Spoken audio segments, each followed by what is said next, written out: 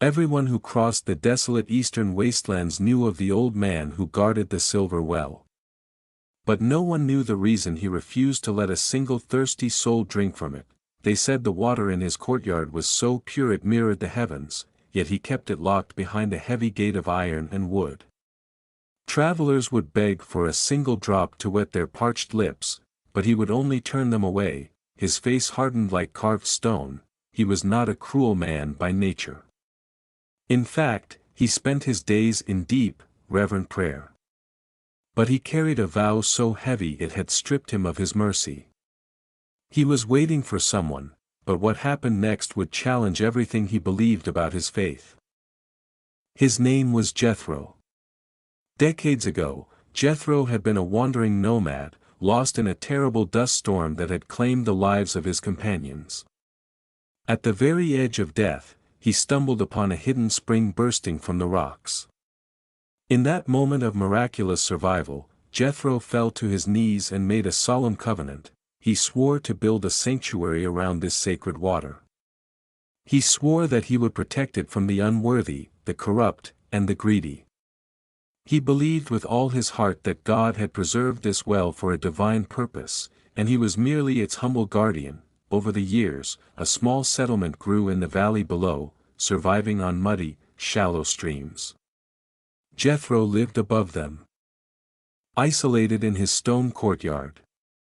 He wore simple garments of rough wool, his hands calloused for maintaining the walls that kept the world out. He spent his evenings sitting beside the pristine water, watching the reflection of the stars, entirely convinced of his own righteousness. He believed his isolation was proof of his devotion, but he would soon realize the truth he had ignored for years. Jethro had convinced himself that to love God meant protecting God's gifts from a broken world. He did not see that his strict obedience had slowly turned into pride. He had built a fortress, not a sanctuary. And within that fortress, his heart was slowly drying up, becoming as barren as the desert beyond his walls. What he didn't know was that his greatest test was already walking up the mountain path. It was the season of the great drought. The shallow streams in the valley dried into cracked clay. The villagers packed their belongings and fled to distant cities, leaving only the desperate and the destitute behind. The air grew thick with dust and sorrow. One evening, as Jethro lit his lantern to begin his evening prayers, a heavy, weak pounding echoed against his iron gate. Jethro opened the wooden viewing slat.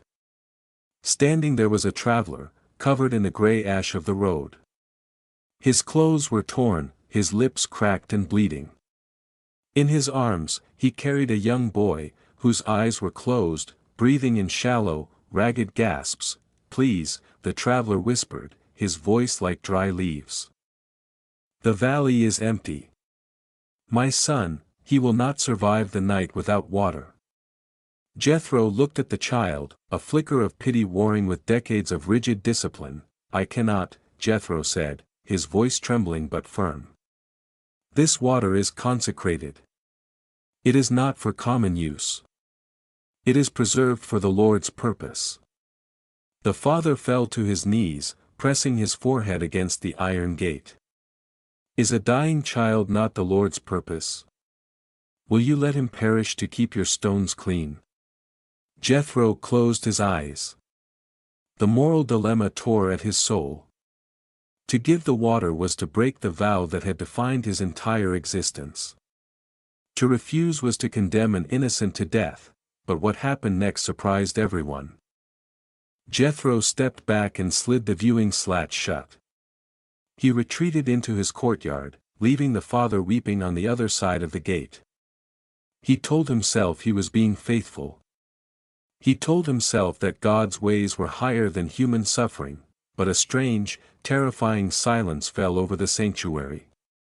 The water in the well, which had always seemed to sing with life, suddenly looked stagnant, dark, and cold. Night descended on the desert like a heavy, suffocating blanket. Inside his stone walls, Jethro knelt on his prayer mat, but the words would not come. The heavens felt locked against him. Every time the wind blew, he thought he heard the ragged breathing of the child outside his gate. Jethro began to pace the courtyard. The moonlight illuminated the path, casting long, accusing shadows against the walls he had built. He looked at his own reflection in the sacred well. The face looking back at him was not the face of a devoted servant. It was the face of a fearful, hardened man. Doubt crept into his mind like a thief. Had God truly asked him to lock the water away? Or had Jethro merely hidden his own fear of the world behind a mask of piety? What he discovered that night in the shadows changed everything. He remembered the scriptures of his youth. He remembered the prophets who spoke not of walled gardens, but of streams in the wasteland, of grace poured out for the broken and the weary. He realized he had been hoarding a gift that was meant to be shared. He did not yet understand the cost of the decision he was about to make. To open the gate meant shattering the very foundation of his life's work. It meant admitting he had been wrong for 40 years. It meant surrendering his pride. His hands shook as he looked at the heavy iron ring of the gate, but what happened next would change everything. Unable to bear the weight of his guilt any longer, Jethro grabbed a clay pitcher. He dipped it into the silver well, the water splashing against the sides, breaking the perfect, stagnant stillness of the surface. With a heavy heart, he unlatched the iron gate and pushed it open. He expected to find the father angry, or perhaps already gone. But the scene before him made him freeze. The father was not beating on the door. He was not cursing Jethro's name. He was kneeling in the dust, his hands placed gently over his child, looking up at the sky. He was praying, and as Jethro listened, he realized the man was not praying for water anymore. "Lord," the stranger whispered, "forgive the man behind this wall. He is blinded by his own zeal. Do not hold this against him. Receive my son into your arms, and let your peace rest upon this place." The traveler was praying for Jethro's soul. Jethro dropped to his knees, the clay pitcher slipping from his grasp, spilling the precious water into the dry dust.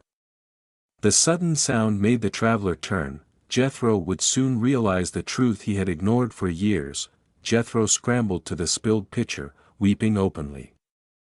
He quickly drew a small skin from his belt, poured the remaining water into it, and crawled toward the man and the child. "Drink," Jethro sobbed, holding the water to the boy's lips. "Please, in the name of God, drink." The boy's lips parted. He drank slowly at first, then eagerly.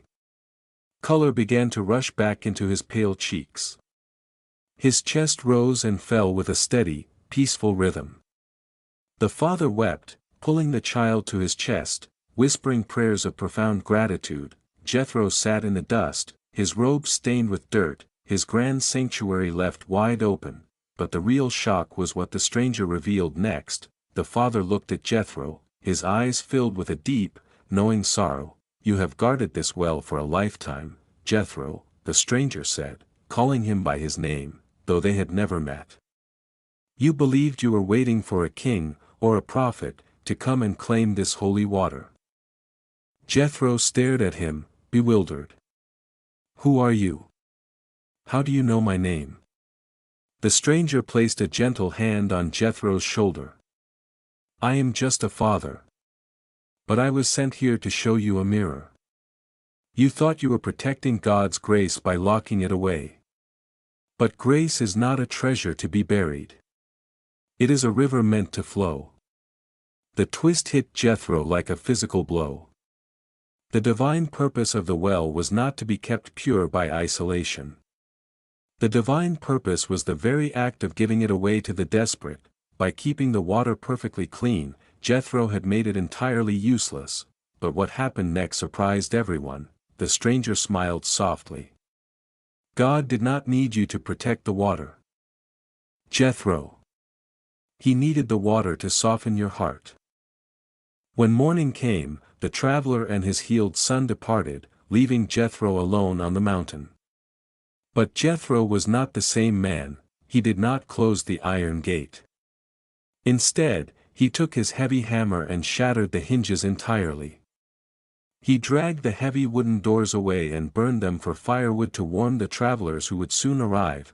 Jethro dug a channel from the silver well, letting the water flow out of the courtyard, down the mountain path, and into the dry valley below. He spent his final years not as a fierce guardian of a locked fortress, but as a humble servant at an open oasis. He washed the feet of merchants, gave drink to thieves and beggars, and welcomed the broken. And miraculously, the more water that flowed out of the well, the faster and sweeter it rushed back in. His faith was no longer a rigid rule. It had become a living, breathing act of mercy.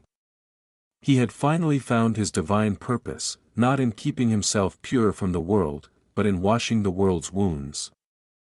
Sometimes the answers to our prayers do not arrive as miracles that validate our pride, but as moments that completely shatter our hearts, forcing us to rebuild them with compassion. It is easy to build walls.